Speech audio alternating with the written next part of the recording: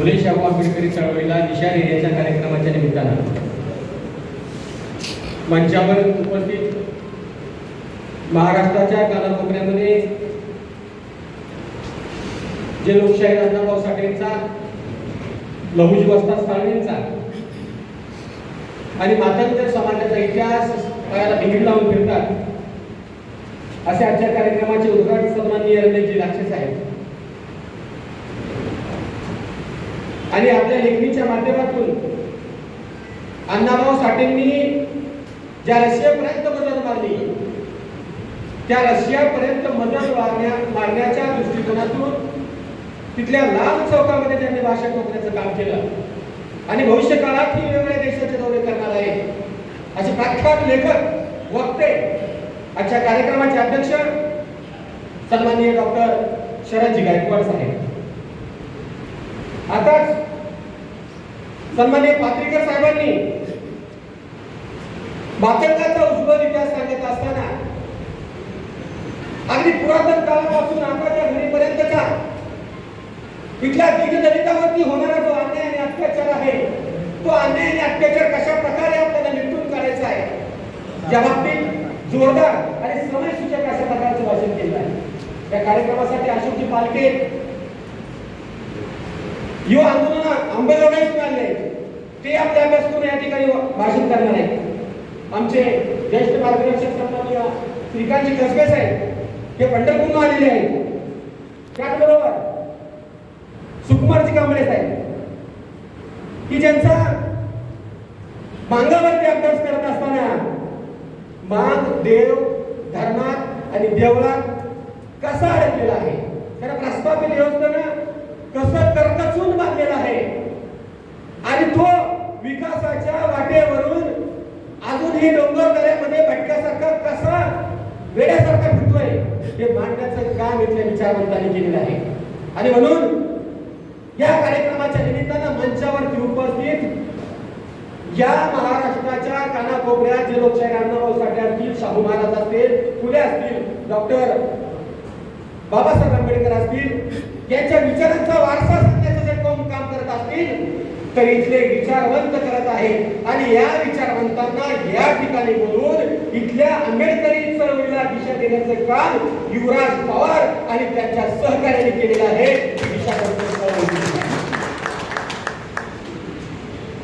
पुण्यामध्ये ज्या वेळेला गळ्यामध्ये गाडलं आणि पाठीवरती खराट्या बांधून आमचा माणूस फिरत होता त्यावेळेला त्याची सावली देखील अंगावरती पडू दिली जात होती। आजचा माणूस आपण पाहतोय की माहितीचा विस्फोट झालेला आहे, ज्ञानाचा स्फोट झालेला आहे।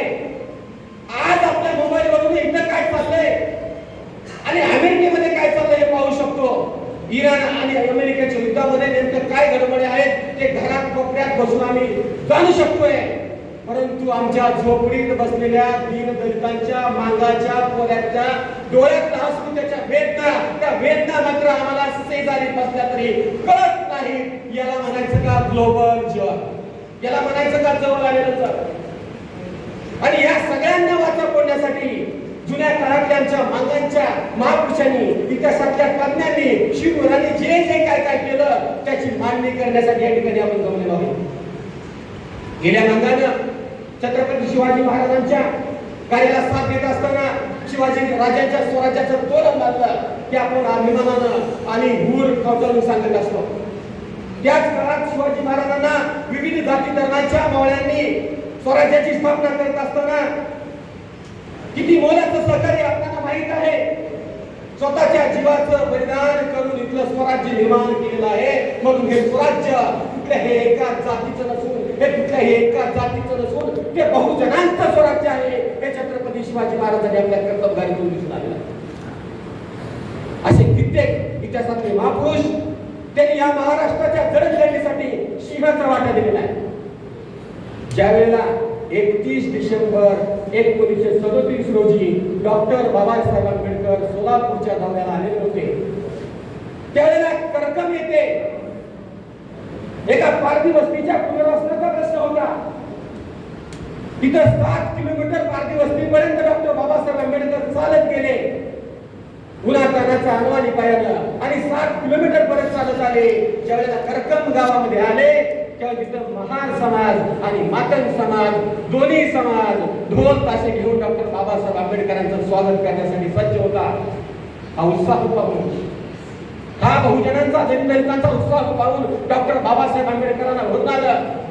त्यावेळेला तिथं असणाऱ्या सोबत असणाऱ्या गायकवाड साहेबांना त्यांनी म्हटलं की इथं महार समाजही जमलाय, मातंग समाजही जमलाय, आपल्याला वेळ कमी आहे, दोन्हीकडेही आपल्याला विचार करायचे आहेत, दोघांनाही मार्गदर्शन करायचं आहे. मी असं करतो, मी मांगवाड्यात जातो आणि तिथल्या लोकांना आधी माझे विचार म्हणतो, त्यांना दिशा देण्याचं काम करतो.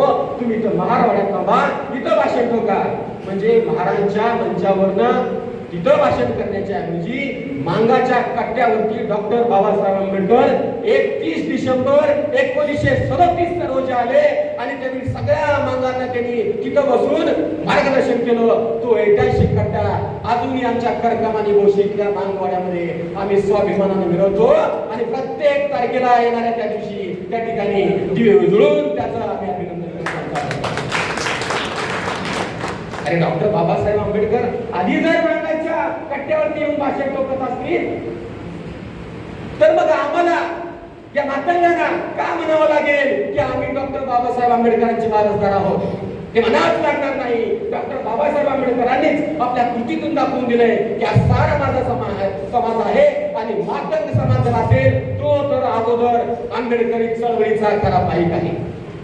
आपल्या सर्वांना माहितच आहे की डॉक्टर बाबासाहेब आंबेडकर म्हणाले होते की मला जर एखादी लेख असती तर मी ती मांगवाड्यात दिली असती, त्यांच्याशी नातं जुळलं असतं आणि आम्ही सगळेजण बंधू भावाप्रमाणे एकमेकाशी वागलो असतो.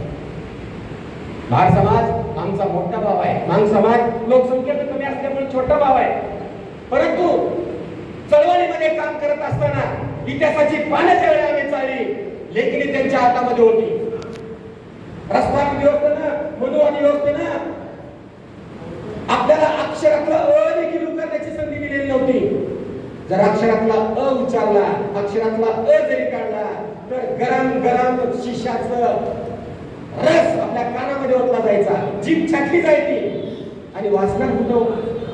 अशा काळामध्ये महात्मा फुले आणि सावित्रीबाई फुले यांनी पुण्याच्या भिडेवाड्यामध्ये पहिली मुलीची शाळा सुरू केली आणि त्यांची शिक्षणाची द्वार खुली केली. हे आपल्या सर्वांना सर्वश्रुतच आहे.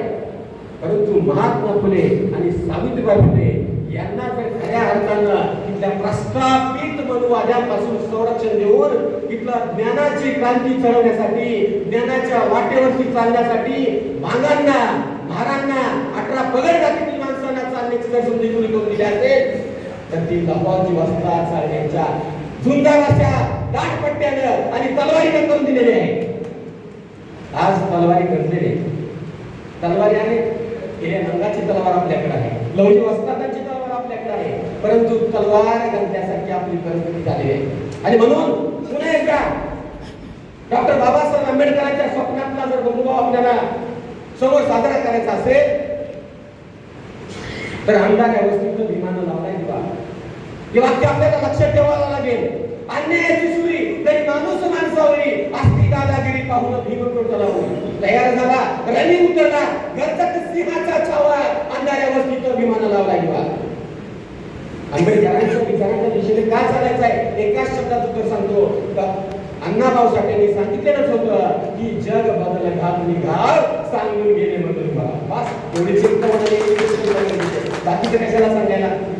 आणि म्हणून आज व्यवस्था चालली आहे त्या व्यवस्थेनं आपल्या समाजातील एकमेकांना समाजामध्ये धर्मामध्ये जातीमध्ये विषमतेमध्ये इतकं कोंडून ठेवलेलं आहे, इतकं व्यवस्थितपणे कोंडून ठेवलेलं आहे की आपली एकमेकाची भांडणं करत करत करत करत आपला सर्वनाश झाला पाहिजे अशा प्रकारची व्यवस्था निर्माण झाली आहे.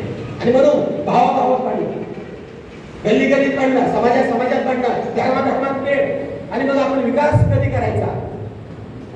आणि म्हणून माणसातलं माणूसपण जागं करून ज्ञानाच्या दिशेने वाटचाल करण्यासाठी, बुद्धाने सांगितलेल्या उजेडाच्या दिशेने जाण्यासाठी, फुले शाहू आंबेडकरांच्या ज्ञानाच्या दिशेने जर जायचं असेल तर आजची ही परिषद आपल्या सर्वांसाठी महत्वपूर्ण अशी परिषद आहे. कारण माणसांचा आज येथे चालला बाजार आहे, माणसांचा आज येथे चालला बाजार आहे, बेईमानी लोक सारे जिंदगीला आचार आहे, अंतरीचा देव नाही पूजती धोंड्यास अंतरीचा देव नाही तुझं ती धंद्याचं आहे. विठ्ठलाच्या मंदिरी या भक्तीचा व्यापार आहे. अरे कोण छोटा कोण मोठा भेद सारा मानलेला भेदभावाची भेदभावाची नळी ही वाढता आजार आहे. काम होता संपत्ती रे इथली प्रत्येक नाती कोण कोणाचा नसरे मतलबी संसार आहे. कोण कोणाचा नसरे मतलबी संसार आहे. फुले शाहू आंबेडकरांच्या विचारांच्या दिशेने चालण्यासाठी आपण हा भव्य असा कार्यक्रम या ठिकाणी आयोजित केला. या कार्यक्रमाची इतिहासामध्ये नोंद होईल अशा प्रकारचा भव्य आपण कार्यक्रम या ठिकाणी घेतलेला आहे. आपल्या सर्वांच्या विचारांना या ठिकाणी सलाम करतो आणि माझ्या विचारांना वाणीला या ठिकाणी पूर्ण विराम देतो. जय अण्णाभाऊ, जय लवजी, जय डॉक्टर बाबासाहेब आंबेडकर.